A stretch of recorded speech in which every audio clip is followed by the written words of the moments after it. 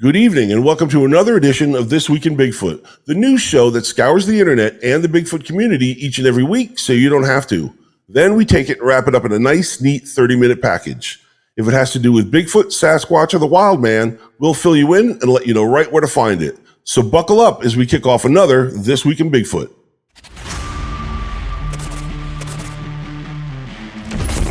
What are you reading? With someone or something crawling around out here. Get somebody out there. What's going on now, sir? That son of a bitch is about 6'9", I don't know. He's all black and big. He is big.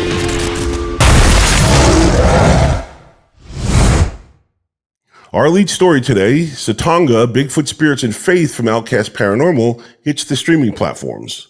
In 2021, the OutKast Paranormal Research Team traveled to Nebraska to investigate Bigfoot claims on a Native American reservation near Omaha. While there, the team apparently experienced more than just Bigfoot, which led them to return the following year not only to investigate, but to hopefully film all the paranormal events they witnessed the first time around. CI'TONGA, Bigfoot Spirits and Faith is that film. In support of the project, the team released an official trailer on YouTube. Let's check it out.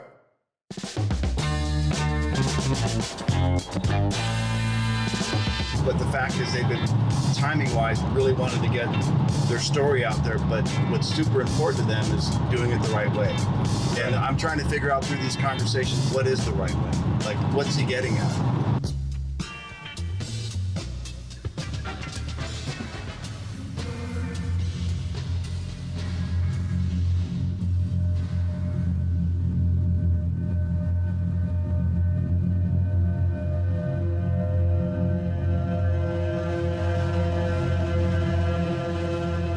Any man lack wisdom, let him ask, and upbraideth not, and the truth will be given.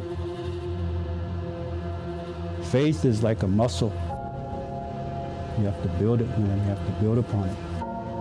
You know, they chose who they wanted to interact with. Let us know that you're here any way you want to. Man, I'm shaking, dude.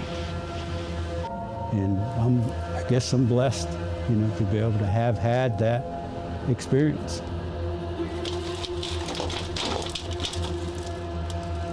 Someone poked me in the back? Yeah. I did. Here's what I know. Now what's freaking me out is I saw a lot of lights. I didn't just see the two pairs. There was so many lights that I was like, it just has to be houses, because that's too many lights. I thought maybe you were shuffling here and Terry was there, and then I took my hood off. Literally, someone was walking right down in there. This film takes a refreshing look into the spiritual and highly paranormal side of the Native American Bigfoot legend, a story not generally told in today's Bigfoot film circle. It was professionally shot, musically scored, and edited for maximum creepiness, although nothing close to creepy seemed to happen. Not wanting to give away too much, I can let you know that this is not your expedition or finding Bigfoot-style investigation, as there are no wood knocks, no Bigfoot calls, no night vision cameras, or running around the forest like an idiotic SWAT team. There is, however, a lot of prayer, a lot of ghost hunting technology and paranormal innuendo, and a few tears from Team Funny Guy RPG. Even though the pace of the film is a bit slow, if you're like me, you'll enjoy it for its honest, non-jump scare approach in attempting to document and market the paranormal investigation. We wish them luck and look forward to checking out the team's new podcast with a K, which debuted earlier this week. Next up, another Small Town Monsters production from storyteller Seth Breedlove is underway. For more on this project with one of its team members, here's Mike Luci. So, spanning 250 square miles, the Honey Island Swamp is said to be home to what locals call the Honey Island Swamp Monster. It's a large ape-like creature that's said to have 3 to 4 toes. First reported by a gentleman named Harlan Ford in 1963, who subsequently produced casts of large 3-toed footprints he claimed to find, and even possessed 8mm footage of the alleged beast that surfaced after his death. Although this iteration of Bigfoot is largely known for these two controversial pieces of evidence, people in this part of southern Louisiana have their own stories about the Honey Island Swamp Monster that are waiting to be heard. And it's those exact stories that an upcoming production by Small Town Monsters is aiming to investigate. We were joined by Small Town Monsters filmmaker and Bigfoot researcher Alex Petikoff, who talked about this particular aspect of the upcoming film. Yeah, so just recently I was down in Louisiana in a place called the Honey Island Swamp, which is basically the border between Louisiana and Mississippi. It's a massive kind of swamp that goes all up along the Pearl River. And there's been stories there for decades of what they call the Honey Island Swamp Monster, kind of a quintessential sort of swamp story, but it's more similarly related to a Bigfoot kind of creature, at least the way it's reported. Now, there's an original kind of story. There's a lot of folkloric history, supposedly a train crash, chimpanzees escaped, they mated with alligators. That's kind of the folk story version of it. Then there's the story from the 60s and 70s of alleged footprints and footage that was found that was taken in the swamp, but the credibility on those is very questionable, especially the tracks. But yeah, it's a mysterious area. So when I was down there, I was just looking for locals. I was going out to some of these areas. I got to go solo investigate in the swamp at night, which was pretty creepy. Got to go really deep into some of the areas where some of the original stories had originated, and sort of just spent some time down there with the locals and others and just gathering those stories. And that's kind of, that's basically what I was up to down there. Petikoff does plan on returning to Louisiana soon and believes he's just scratching the surface of this mysterious creature that reportedly calls the Honey Island Swamp home. Every year, around 18,000 new species are recorded by science, and some of them are mammals, just not large ones. There have even been new primate discoveries in recent decades, but these are small monkeys, not apes. In fact, the last big mammal discovery was a 200-pound antelope found deep in the rainforest of Vietnam. So the question remains, how long can a big terrestrial mammal like Sasquatch really avoid the notice of science? Over the last century, the global population has more than tripled. Hundreds of thousands of acres of forest have been clear-cut, and even the most remote places on Earth have had researchers poking around. So how does such a large creature like Sasquatch avoid discovery? Bigfoot researchers usually have one common response. They argue that the hominids are incredibly elusive and that they are masters at avoiding humans. Let's give the believers the benefit of the doubt. Let's say that Bigfoot has learned to constantly avoid humans, even though they are said to weigh upwards of 650 pounds by some accounts. So why haven't camera traps documented the 7-foot-tall primate? There are two logical responses to this. Either they don't exist, or camera trapping is sparse in the regions that they do roam. Some believers even argue that Bigfoot has somehow managed to not only learn what they do, but also how to avoid these camera traps. For me, this is just a little hard to believe. Take, for example, human hunters. Now, I'm not talking about the beer-drinking seasonal deer hunters that stumble up here from the city each hunting season here in New York State, wearing blaze orange and shooting anything that moves hunters. I'm talking about the serious endangered species killing hunters. Professional poachers who like to avoid detection and are intuitive enough to sneak up on a tiger. Even these guys are photographed by camera traps. So, unless Bigfoot have adapted a skill set that allows it to pinpoint a camouflaged small hunk of metal and avoid its infrared sensor, it seems to reason that one would get caught on a camera.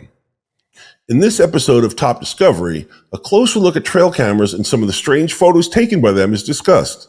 Let's check it out. This specific trail cam footage is essentially sinister and seems evil. Unfortunately, we're unaware of the time and place where it was shot, but regardless, it's pretty scary. Even though the image is not much detailed and only shows a pair of eyes, it still radiates a sense of pure malice. The single shot taken from trail cam footage only shows a pair of eyes intently staring at the camera. The gaze is so intense, it makes you feel uncomfortable and leaves you uneasy. It's not known who or what is looking right at the camera.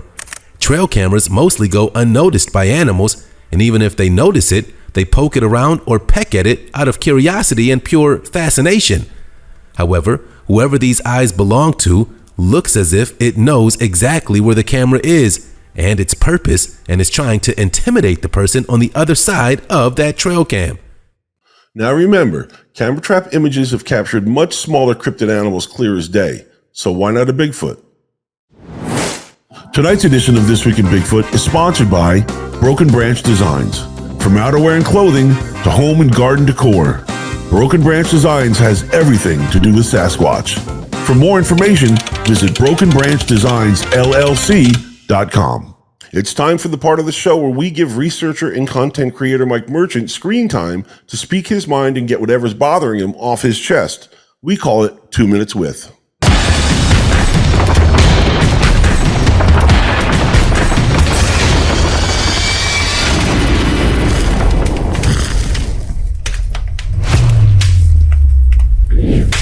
The moment they present something, I just spout out gibberish. Flim, flam, flummoxed, invalid, which is why all I'm going to do is say invalid, straw man argument. I believe you're using a logical fallacy. I know you think you know what you saw, but you don't really know what you saw. Probably hallucinating, confused, and maybe you're a liar. A lot of people lie. Lots of people lie. As a skeptic, you don't have to collect any evidence, but you do have to disprove every single shred of evidence. Every footprint cast, every hair sample, every DNA that was sequenced, every single one of the tens of thousands of witness reports you have to debunk. Every single one. Come on, Pumpkin. We're getting some exercise. That's right. I don't want exercise, Dad. I want to sit on the couch. I was pretty comfortable on the couch. Default setting for something that you didn't think was real, that you wouldn't invest any time in it. Why would you care? Why would you be so interested in something you think's not real? I have pretty low interest for unicorns. And if someone told me they thought unicorns were real, I wouldn't be vested in that. I could care less. I don't care. Believe whatever you want to believe. I wouldn't waste 1 second of my time debating that issue. What would be the point? And yet here you are telling me you don't believe in Bigfoot, but you're here every day, every single day, furiously typing. I have to squash it. I have to squash every single one of them. Personal vendetta, a Spartan campaign, personal insult to my integrity that you would insult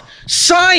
Not going to use any science. I'm going to say the word a lot. I'm going to say science a lot, but I'm not going to use it. I'm not going to actually apply any science. Discipline, hard work, and open mind, and actual science experiment with. I'm not going to do that. Waste my time. I'm too busy debating on Facebook every night. Every spare moment that I get, it has consumed my life. I won't commit myself. I won't actually say that they're not. I'll just say possibly there are none. No evidence. Witnesses are invalid. Footprints are all double bear prints. Every single one. Every single one. We're proving the non-existence of a non-creature that doesn't exist. I don't have to provide any evidence for that. There's nothing to provide evidence for. It doesn't exist. I might as well talk about up and down, black and white, night and day. Do I have to provide proof of those two? Requests border on harassment, sir. I don't have to use any real science. I just use sciencey sounding terms and a smug superior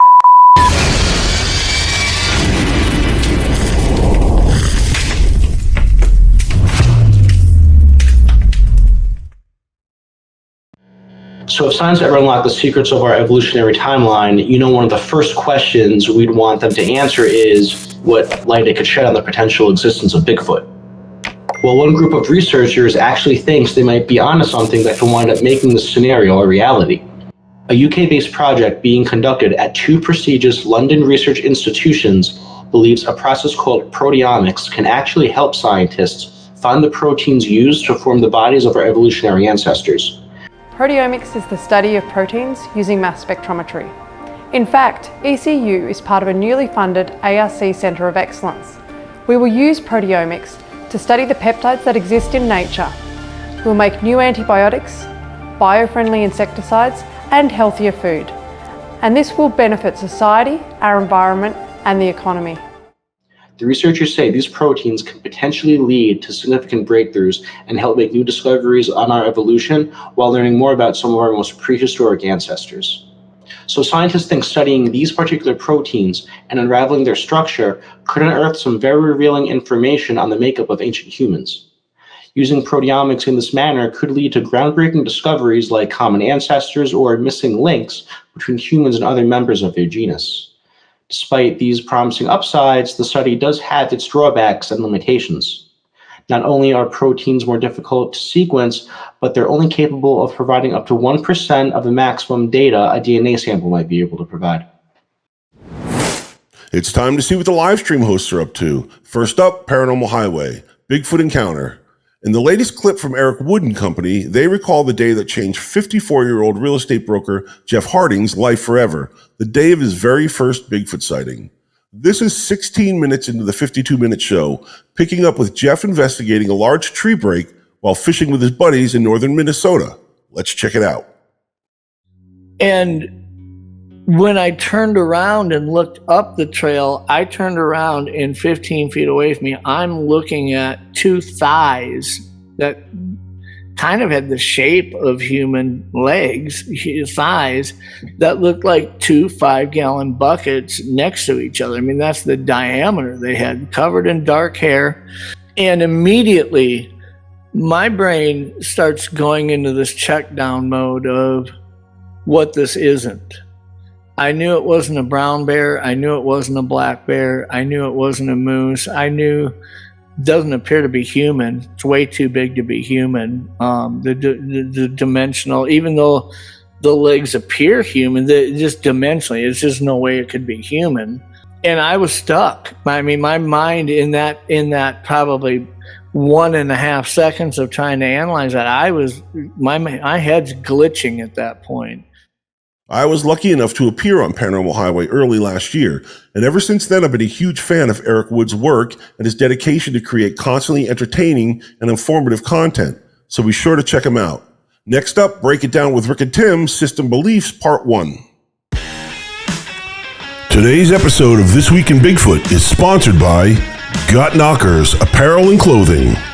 From hoodies and caps to soaps, keychains, and bats, Got Knockers has everything you need to show your love of Bigfoot.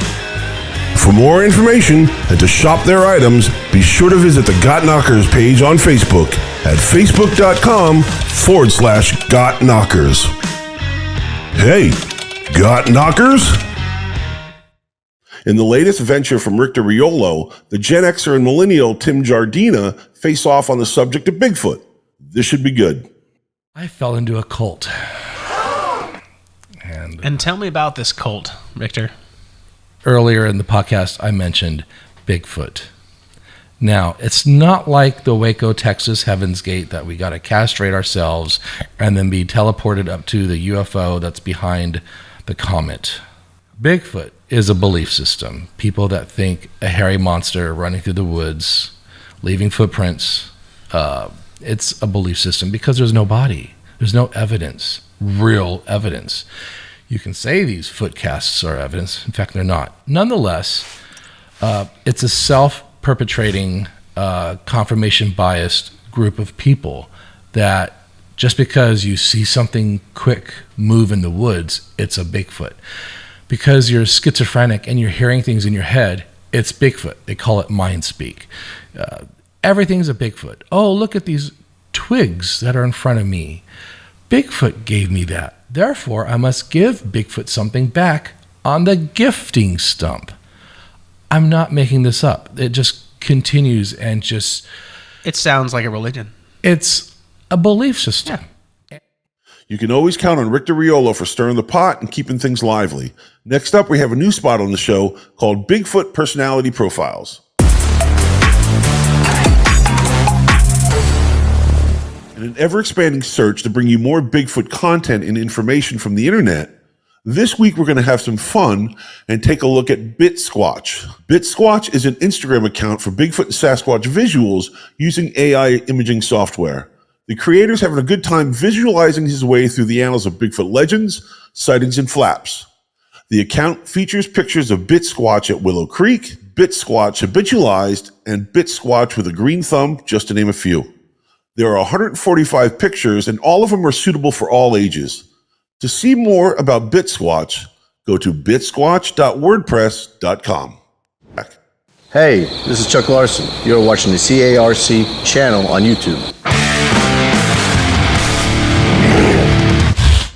It's time once again to bring you up to speed on a couple of recent podcasts. First up, the Bigfoot Project. It was straight out of hell, true Bigfoot encounters. In this episode, once again, host Lynn Smith doesn't let down her loyal listeners. This time, she reads the story of an Ontario-Canadian airsoft player and their terrifying Bigfoot encounter. Let's check it out. So as I wait for what I assume to be people to come out of the bushes, I can hear a clicking noise, and I'm really confused. I remember thinking, is someone screwing with me? And as I was thinking of what this sound could be, I hear the most loud scream, yell, hoot. I have no idea what it is, and as it entered my ears, my stomach dropped, and I almost threw up. I'm pretty sure I dropped my knees, and when I looked up, This tall, black as night man-ape came forward, and the face made me cry. Its face was literally something out of hell. I still see it when I close my eyes. It will forever be burned into my brain. As I was faced with this at least 10-foot-tall beast, 3 others that were way smaller in comparison to the first creature come out. But I remember just standing, and the only thing that flooded into my mind was, "You're gonna die." Next up, Bigfoot Crossroads, episode 56, The Old Monkey Woman. In the latest episode, podcast host Matt and fellow Okie Beth tell the story of an elderly monkey woman that guards a Native American cemetery and Beth's trip to visit the legend one night somewhere in Oklahoma. Let's take a listen.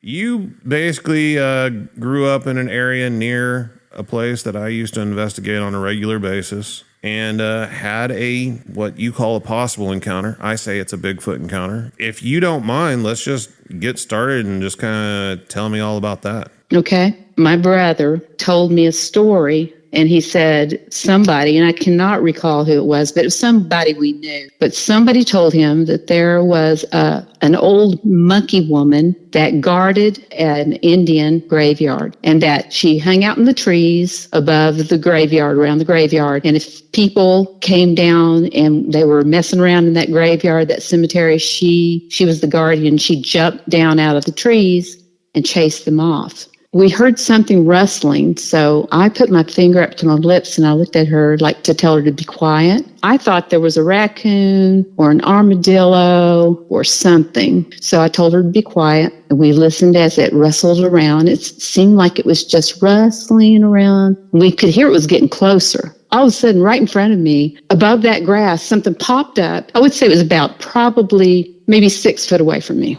Wow.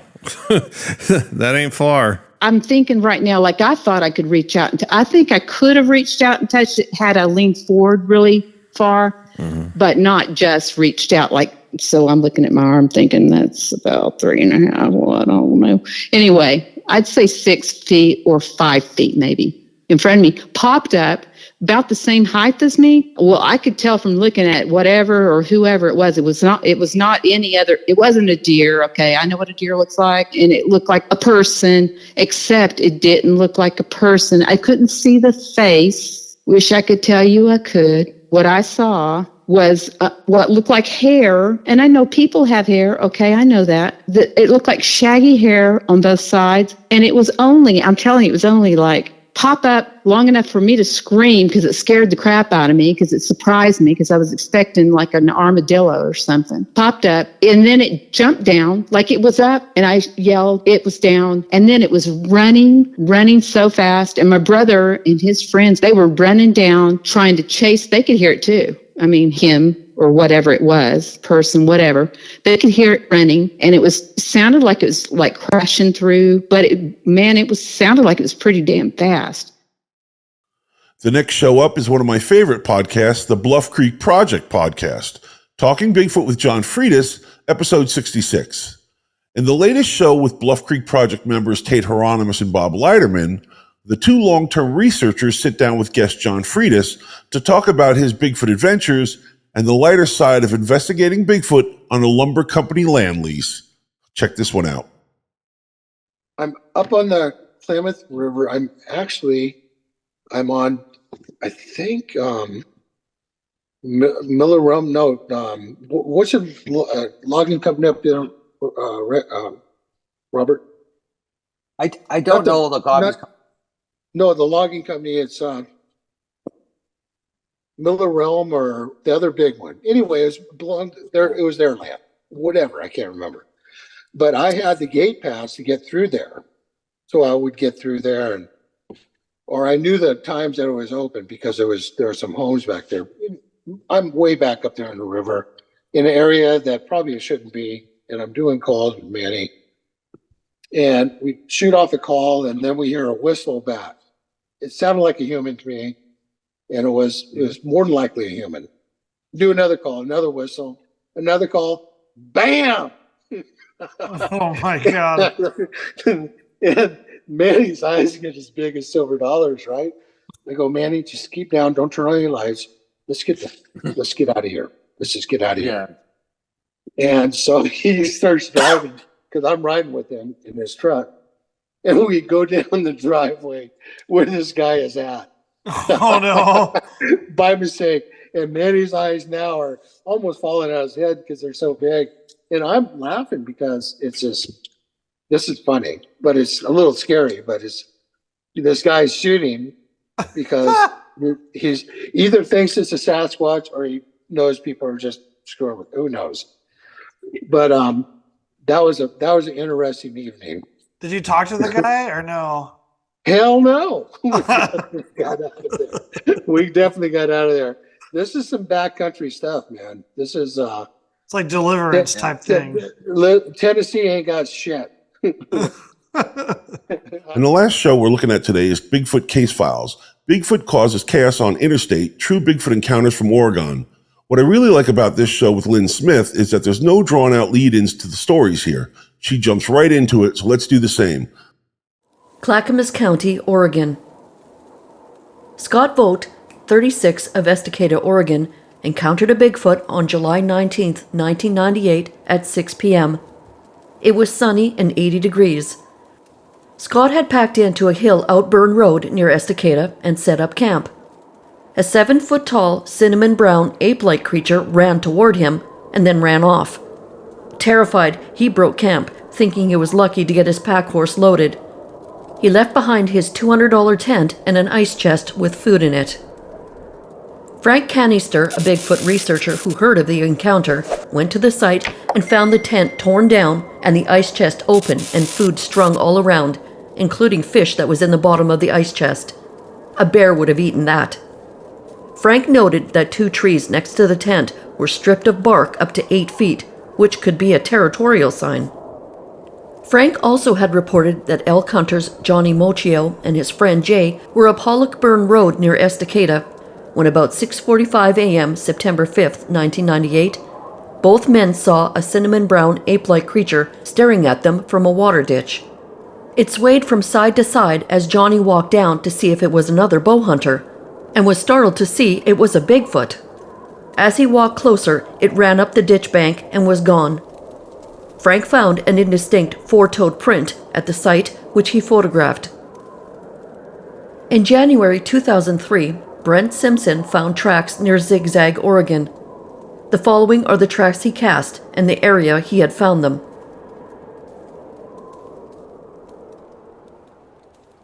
As daylight savings time has now arrived and spring is right around the corner, Bigfoot conference announcements are now in full swing. To keep us informed on the who's, the what's, and the where's, Chuck Larson's got one show in this week's Spotlight.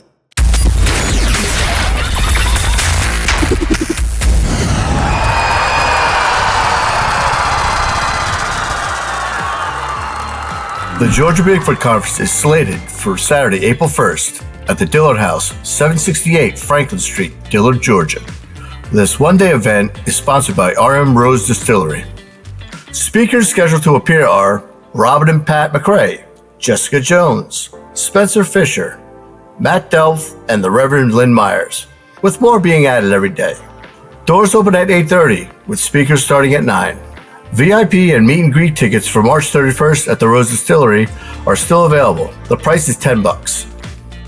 Tickets for the event are just $15 and are going fast. If you're a vendor and would like a table, tables start at $40. For more information and to purchase tickets, go to GeorgiaBigfootConference.com. And that's today's conference spotlight. Brendon, back to you. Well, that's about it for us today. I'd like to thank you for watching and remind you, if you have any news stories, questions, or comments for the show, you can email us at thisweekinbigfootnewscast@gmail.com. For Mike Luci and Chuck Larson, I'm Brendon Brown. Until next time, when it comes to Bigfoot news, remember, be informed, not biased. Take care.